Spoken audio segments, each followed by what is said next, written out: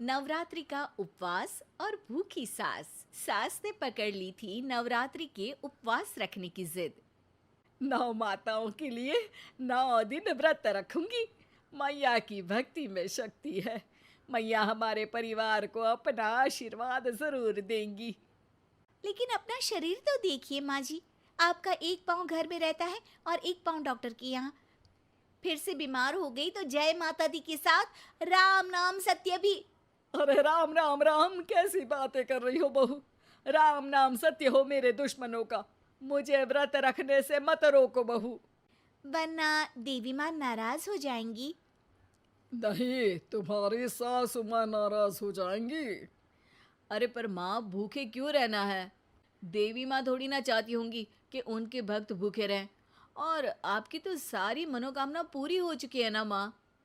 लालच है बेटा, लालच बुढ़ापे में भी खत्म नहीं होती। अरे तुम चुप करो जी। तुम्हारी भी उम्र है भक्ति भाव करने की। ज्यादा बड़बड़ की ना तो तुमसे भी उपवास रखवा लूंगी। हाँ। अरे रौद्र रूप क्यों धारण कर रही हो मेरी माँ। रख लो व्रत। ठीक है माँ, बस अपनी हेल्थ का ध्यान रखना। अरे उसकी चिंता तुम मत करो बेटा। मैंने टीवी पे देख लिया है कि व्रत में क्या क्या खाने से शरीर में कमजोरी नहीं होती। अच्छा ही है, वरना ऐसा ना हो कि 9 दिन के बाद तुम मैया के द्वार की जगह सीधा हरिद्वार। अरे तुम मुझे हरिद्वार क्यों भेजना चाहते हो? क्योंकि अब तुम्हें मायके तो भेजने से रहा। बाबूजी, क्यों माँ को परेशान करते रहते हो? अच्छा माँ, ये बता दो कि आपको व्रत में खाने के लिए क्या क्या चाहिए होगा। सास के सामने सब हार जाते हैं। माँ के कहे सामान को बेटा लेकर आता है। नवरात्रि का पहला दिन है। नाश्ता कर लो, स्वस्थ रहो, मस्त रहो। मेरा व्रत से ध्यान भंग मत करो। अच्छा ठीक है ठीक है। भूख लगेगी तो मेरी तरफ मत देखना। आई बड़ी। तुम कोई खाना हो जो तुमको देखूंगी। आए बड़े। माँ जी, ये लीजिए आपका फरियाली मिक्सचर। इससे व्रत नहीं टूटेगा। अरे इतना सा? दिन भर भूखी रहने वाली हूँ, थोड़ा तो और ला दे। पर ये सब तो सपोर्ट के लिए होता है ना माँ जी, पेट भर के थोड़ी ना खाना होता है। करवा चौथ का व्रत नहीं रख रही हूँ जो कुछ ना खाऊं पीऊं। हाँ यार, ये तो मैंने सोचा ही नहीं। तुम इतने सारे व्रत रखती हो तो मेरे लिए करवा चौथ का व्रत क्यों नहीं रखती? अरे जुबान पे तुम्हारा नाम न रखूं, व्रत क्या खाक रखूंगी तुम्हारे लिए। माँ के कहने पर बहू और भी फरियाली ले आती है, जिसे खाकर माँ डकार मारती है। इतनी जोर से डकारोगी तो दुर्गा मैया भी डर जाएंगी। तुमने तो उनके शेर से भी तेज आवाज निकाल दी। अरे शेर के जैसा पंजाबी मारती हूं मैं, देखना चाहोगे? तुम्हें पता है ना, व्रत रखते समय हिंसा वाली बातों से, विचारों से और बुरी चीजों से दूर रहना चाहिए। सही कहा। बुरी चीजों से दूर रहना चाहिए। इसीलिए तो तुमसे दूर जा रही हूँ, दूसरे कमरे में। सास ने कई सारी ऐसी चीजें खाई जिनसे व्रत ना टूटे। बहू, सब्र का फल मीठा होता है। इसका मतलब ये थोड़ी है कि तू मुझे शाम तक फल नहीं खाने देगी। माँ जी, 1 घंटे पहले ही तो आपने इतना सारा। अरे एक खाता ही बना ले, उसमें लिखा करे कि मैंने कितना खाया, कितना पानी पिया। अरे नहीं नहीं माँ जी, मैं अभी फल लेकर आती हूँ। जोर से बोलो। नहीं माँ जी, मैं फल लेकर आती हूँ। अरे ये नहीं, जोर से बोलो, जय माता दी। सासू माँ एक साथ बहुत सारे फल खा लेती है। माँ जी, इतनी जोर से मैं डर गई। अरे भक्ति की शक्ति की पुकार है। पुकार नहीं, डकार है। हाँ हाँ ठीक है ठीक है। चिप्स और लेकर आना जरा, उससे भी व्रत नहीं टूटता।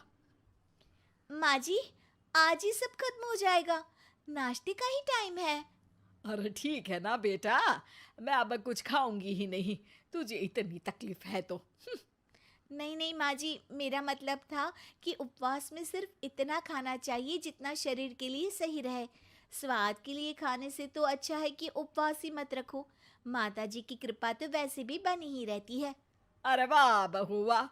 एक ढोलक और हारमोनियम भी लेकर आना और प्रवचन करने लग जा। श्री श्री 108 बहु ईश्वरी माता। माँ जी, मैं आपके लिए चिप्स लेकर आती हूँ। बहू की सही सलाह को भी सास नजरअंदाज कर देती है। थोड़ी देर में बहू सास को चिप्स लाकर दे देती है। आलू की चिप्स, आहा मजा आ गया। आलू किसी भी सब्जी में चला जाता है। आलू पनीर, आलू पालक, आलू टमाटर, आलू भिंडी और तो और पराठे में भी चला जाता है। वैसे ही इंसान को भी हर स्थिति में आलू जैसा होना चाहिए। थोड़ी देर में वहां ससुर जी आते हैं। क्या चिप्स खा रही हो? अरे नहीं जी, दिख तो चिप्स ही रही है। अरे तो पूछ क्यों रहे हो? अरे गुस्सा क्यों हो रही हो? उपवास में गुस्सा नहीं करना चाहिए।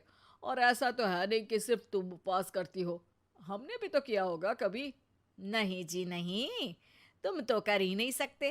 तुम उपवास में भी भेजा खाओगे और भेजा खाने से उपवास टूट जाता है। अच्छा थोड़ी सी चिप्स मुझे दे दो, मन ललचा रहा है। नहीं, उपवास के लिए है। तुम अपना खाना खा लेना जो भी बने। पूरा दिन सास कुछ ना कुछ खाती रहती है। जैसे ही रात होती है, अब बस उपवास हो गया, अब मैं खाना खाऊंगी। जो दिन भर से खा रही थी उसको क्या बोलते हैं? बाबूजी क्यों माँ को परेशान करते रहते हो? अरे लड़के, तेरी माँ दिन भर से इतना खा चुकी है कि देश में भूखमरी की समस्या इसी की वजह से बढ़ रही है। और खाने की दिक्कत नहीं है, कितना भी खाए लेकिन सेहत इधर उधर होती रहती है। कुछ ऊपर नीचे हो गया तो तेरी माँ खाने के बाद हाथ धोएगी और तू अपनी माँ से हाथ धो बैठेगा। अरे इत्तू सा तो खाया था, उपवास भी ना तोड़ू क्या? ठीक है, नहीं खा रही बस। अरे बहू तुम ही बताओ, ये इत्तू सा मतलब कितना खाया है इसने? ना जी ना, मैं कुछ नहीं बोलूंगी। खाना दे रहे हो या नहीं, या 9 दिन बिना जल के उपवास रख लूं? देने के लिए धमकी अच्छी है, सुनने में भी डरावनी लग रही है। पर जैसे तुम्हारी जुबान में स्वाद का खून लगा है ना, तुम भूखी नहीं रह पाओगी। मैं कसम खाती हूँ जी। अरे देखो, कसम भी खाओगी तुम। अरे कुछ और दे दो इसको खाने को। ये ले, दाल चावल खा ले बस। डॉक्टर भी कहते थे कि माँ को आए दिन पेट से जुड़ी समस्या रहती है। बस इसी के लिए घर वाले पहले उन्हें उपवास नहीं करने दे रहे थे, लेकिन जब उपवास करने दिया तो माँ ने इतना फरियाली खाया कि घर वालों की चिंता बढ़ा दी। और जैसा कि घर वालों को डर था, अगले दिन उनकी तबीयत खराब भी हो गई। डॉक्टर को बुलाना पड़ा। अरे जितनी बार आप बीमार होते हो उस हिसाब से तो मुझे एक क्लिनिक आपके घर में ही खोल लेना चाहिए। या फिर क्लिनिक में ही इनका एक अलग कमरा बनवा देते हैं डॉक्टर साहब। बाबूजी, पिताजी, मेरे जनक, क्यों हमेशा मजाक करते रहते हो? डॉक्टर साहब, माँ का पेट खराब है। क्या खाया था? जो मिला जो दिखा सब कुछ। अरे बस भी करो जी। बस तो तुमको करना था खाते वक्त। देखिए, खाना अच्छी बात है और उपवास भी आदमी को रखते रहना चाहिए, लेकिन तब जब शरीर लायक हो। पहले दिन ही बीमार हो गई तो 8 दिन कैसे होगा? आप व्रत मत रखो और खाने पीने पे ध्यान दो। मैं गोलियां दे रहा हूँ। आप भी कुछ खाने को ही दे रहे हो? हाँ, इससे जल्दी ठीक हो जाएंगी, समझ गई हैं आप?